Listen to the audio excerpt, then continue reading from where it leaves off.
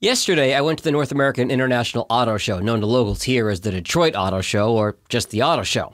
And it reminded me of a common question that I get from podcasters. When should I release my content? And now, a look at what's trending in the podcast world and how it can help your show. It's the Jag Show Podcast.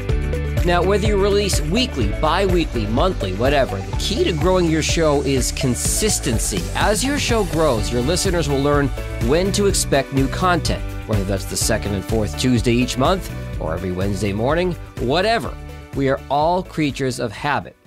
Now, the Detroit Auto Show was always in mid-January, usually when it was about 0 degrees here in Michigan, and it sucked, but we were used to it. In 2019, they decided to move it to the summer or the fall, where it could become more of a hybrid indoor-outdoor event downtown, which seemed like a good idea.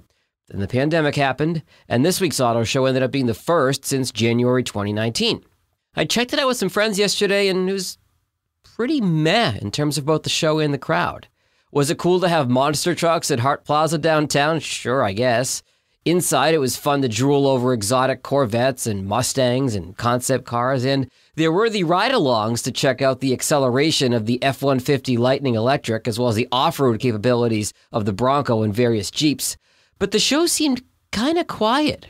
Was it, as one friend suggested to me, the fact that people have way more going on in September than they do in the dead of winter? Maybe. But when people think of the auto show, they think of January. Now, this could be a great event again if they can get more buy-in and more participation from car companies, and if they get the public used to the idea of it happening in nice weather, but it's going to take time. The pandemic gave them a reset, but now they have to build a new habit from scratch. That's why it's important to be consistent with your podcast episode release schedule. Amazon Music celebrated 2 years of featuring podcasts on its platform. If you don't use it, don't feel bad. They boast a whole 0.7% of podcast listening. But putting your show on there is as easy as giving Amazon Music your RSS feed, and it's free, so why not? Could we be one step closer to using copyrighted music in podcasts? Well, YouTube is testing out a program called Creator Music that will allow you to either purchase a use license for commercial music or enter into a revenue share with the artist. Now, the program's still in beta. They're hoping to launch it in the US later this year, so it's a baby step. But if it works, it could be a blueprint for podcasters via Pod News and TechCrunch, that link in today's show notes. Are audio ads more effective than video ads? Well, yes, according to a press release from Mars Media Group, also linked in today's show notes. They claim a 25% revenue increase for audio ads over video ads. The reason they suspect is we have so much screen time, visual ads are just more clutter. They also say that audio ads in their research have an impressive 85% listen-through rate. Again, link in today's show notes.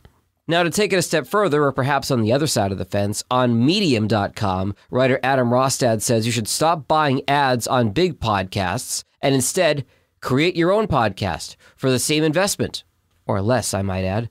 Among his other reasons, the skip button in your podcast player can kill ads. Podcast ads don't last forever. And honestly, listeners just crave that human contact, that human connection. Finally, what was the first podcast you listened to? Maybe if you're like me, it was Serial back in 2014 or 2015. Well, this week, a judge quashed the murder conviction of Adnan Syed, ordering a new trial. He's been released from jail and is on home confinement pending that new trial. That is at least in part due to the power of a successful podcast. Until next week, stay healthy and stay safe.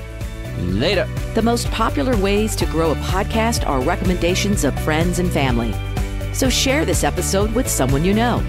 And for any questions you have about podcasts, find Jag online at jagindetroit.com.